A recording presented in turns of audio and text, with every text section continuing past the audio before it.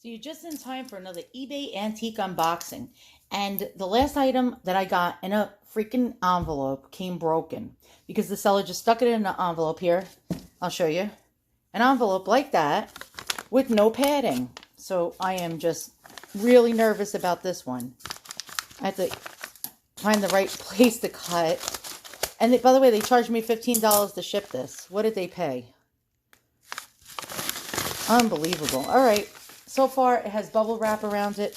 I'm just in a foul mood today. Don't mind me, guys. It's raining all day. So I'm in one of those, those crotchety moods. And I hope to God this is okay. All right, let's go. All right, so here it is. Oh, boy, is it beautiful. Look at this. So this is a very, very old ladies powder compact. And these were really, really, really very, very pretty. So ladies would have these dainty little powder boxes and take them along. And what I really like about it is the guilloche enamel in the center. See that white enamel? And the rhinestones, actually, the rhinestones centering it and going around it. Let's try to zoom in here and try to show you. There we go. Let's get in there. And you see she's covered by some kind of celluloid, like a panel or a glass panel. It may be glass, but my guess is it's probably celluloid, like a clear see-through celluloid, surrounded by gold ormolu with rhinestones. And most of these compacts were made in Italy, which is quite cool. Let's open it up. Now, I do know that it does have the original ladies powder inside here. So I really want to see what old powder looks like. All right, so let's open it up slowly so the powder don't go flying out. Oh, how beautiful. And it has its original swan's down lining in there and powder puff. And look at that. Swan's down's very expensive. I tried to get replicas for some of my other antique or vintage compacts on Amazon, and they sell for quite a bit of money. It's very, very expensive to get swan's down powder puffs. And so here we go. Look at the mirror. And you could tell an old mirror by the way it's silvered like this. You see how it has the silvering? That's how you know it's old. And when I say old, I'm not saying that this is 1800s old. This is most likely more of the turn of the century to about the 1930s. That's my guess. Let's lift up the swan's down puff. Oh, look at that. See that? Isn't that pretty cool? Has some powder on it. And the original powder is in here under this mesh. And this mesh would have served a little function to keep the powder from not being so messy. And so you could pull that back and then you can see the powder that's inside. Let's do that. So we have like an original flappers lady. Well, probably a little past that era, perhaps. Probably I'm guessing the late 20s, 30s over here. Powder. And it smells like perfume. I could actually smell it. It smells really, really heavenly. It is this old and it's been sitting there for this many years and I can still smell the perfume and it smells like it was made yesterday. Oh my goodness. And so again, look at that. You can see again that original silvered mirror that shows you that it's aged. You can see that the brass does have age to it. That's quite common. I think I see a mark right there. Is that a mark? Hold on. Yes, made in Italy. And I suspected that. Most of these were made in Italy. Okay, so we're going to do a little cutaway in a moment. And I'm going to show you other ones made by this same exact company. And let's close it. And this one is a unique one. Usually they have different types of guilloche or enameling going around it. But this one is quite unusual. The other side has this beautiful pattern as well. And it does have some wear to it. It was on the surface. It was probably moved around, so it would get some scratching. And all right, so let's go into a cutaway and check out some other ones. All right, so I'm going to give you some examples. Now, most of these were made in Florence in Italy by jewelers. Most of them were made with 800 silver. And a lot of them had Rococo style portraits on them, or ladies. You'll see fancy portraits of ladies.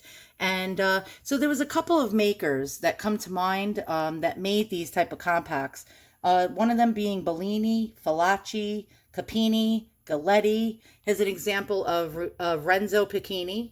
And a lot of people will argue and tell you these were made probably circa 1900 to the 1920s. Other people swear that these were only made from 1939 up until about 1966. That could be true, but maybe the families in Italy that made, these were jewelers, by the way, and silversmiths. They also made compacts on the side. The earlier family members, before they passed and their family members took over, could have started making these in about 1900 to the 1920s. And then you get some of the other ones on the market that were made in 1939 and after up into 66. Mine, I don't know precisely how old it is. My guess, it was probably made in the 30s. It does have a lot of silvering to the mirror. Now, these things go for big bucks, and they come in all different shapes, all different sizes, and all different enamels and decorations. Here's an example of one on Ruby Lane being sold for $420, $420. And here's another example that's similar to mine with the portrait in the center, some gems. And this has blue guilloche enamel work, $335. Another example of an Italian compact case, 800 silver, with the gold, like a goldish wash over it, and you see it being sold for 300. And people say, "Oh, well, did it sell for that price?" I'm going to tell you something right now. I put these in my watch list, and at the last minute, they go up. They go to these prices. These prices actually, they get these prices. So if you're looking for these compacts, you are not going to get them for cheap. You will be battling it out on eBay unless you go fleeing, like flea marketing, or you go to a thrift store and you find one of these. There are dealers that deal in nothing but these type of Italian compacts, and they sell for big bucks, $499, $450, two and a quarter, $450. And you can see the different examples that they sell. And you see a lot of the Rococo revivals painted on there. You will find sometimes even lipstick case sets, and those sell for even more money because it's a set. This one going for $525. And then you do find some with portraits. I had to find one to show you, but these are all in the $200 to $500 to $600 range. It's quite spectacular, and you're seeing all the different ones here. And then, yeah, here's like, for an example, a compact with a portrait. That one being sold for $435. It's insane. So as you can see, I mean, these were sold in highfalutin stores in America. They were sold in Gimbel's, Macy's, Neiman Marcus, Saks Fifth Avenue, and they were also sold as tourist pieces in Florence, Naples, Rome, and Venice as souvenirs. Most of these you will find in the U.S. because a lot of people from the U.S. brought them back as souvenirs, and a lot of people bought them at the Gimbel's and the Macy's and the Neiman Marcus's and the Saks Fifth Avenue type of stores. My goodness, look at that. Holy guacamole. Yeah, the prices are big. Now, back in 1966, a bunch of the jewelers making these were in the area of the River Arno. And in 1966, the River Arno flooded, taking out, oh my God, so many businesses and homes, washing away every single product that these companies made or destroying them. So after 1966, they pretty much stopped. Now, during World War II, also, they had to stop production. The precious metals were used for the war effort, and nobody was buying affluent objects like this, like extravagant, fancy objects. So for a while, they didn't make these. And then they came back making them again in about 1946. And then again, you'll see them up until about 1966 when the River Arno destroyed all these companies making these, and that was the end of it. Now, a lot of these will be hand painted or transfer wear. Transfer wear is a decal that was placed on there and painted over. Now, the better ones will have hand painting, like that one. This one actually will be less money. So, for example, that would be $3 and a quarter. And one with a hand painting will sell for bigger money. So there are different degrees and levels of detail. So this one they're selling for $575. This one for $450. And then there's ones that are not as extravagant. This one actually is selling for $750. Holy cow.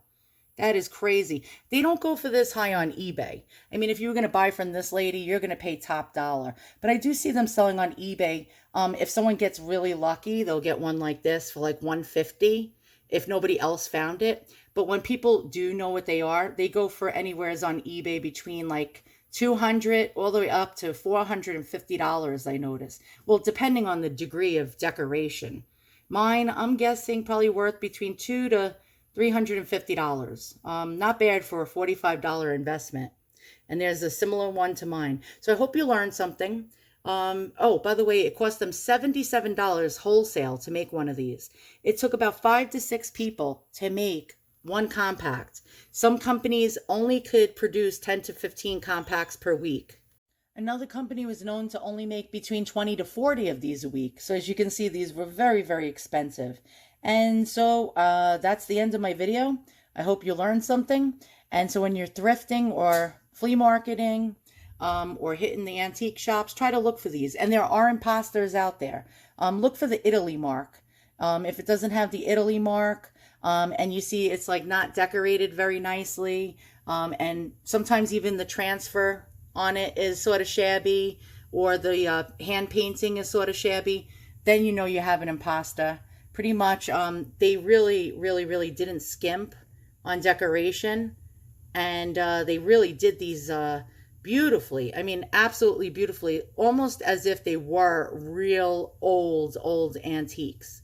So as I always say, price is subjective. You'll see prices all over the internet, things being listed. It may not be to your liking, and you may say, well, it didn't sell for that price. Well, guess what? If you like it, you have the money, go buy it. That's the way I look at it. Pretty much, I got lucky. Somebody listed this on eBay, had no clue whatsoever what this was, except for that it was a makeup mirror. And they had a make an offer button. And I'm pretty deadly with those make an offer buttons. When I see them, immediately the first thing I do, as soon as something is listed, I make an offer. A lot of people are reluctant to do so.